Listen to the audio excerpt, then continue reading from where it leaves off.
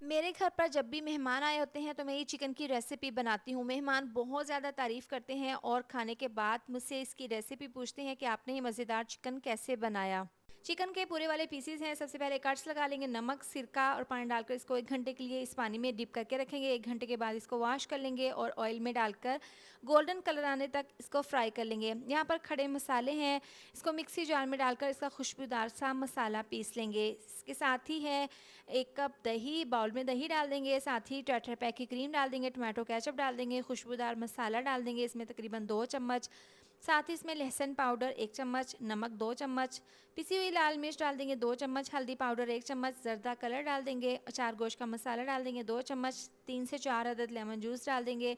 ये डालने के बाद अब इसको हैंड विस्क से अच्छे से मिक्स कर लेंगे। अगर ये मसाला थिक लगे तो थोड़ा सा पानी इसमें शामिल कर देंगे। अच्छे से इसको मिक्स करने के बाद फ्राई किए हुए चिकन के पीसेस के ऊपर ये मसाला लगाकर इसको पूरी रात के लिए रखेंगे रेस्ट के लिए।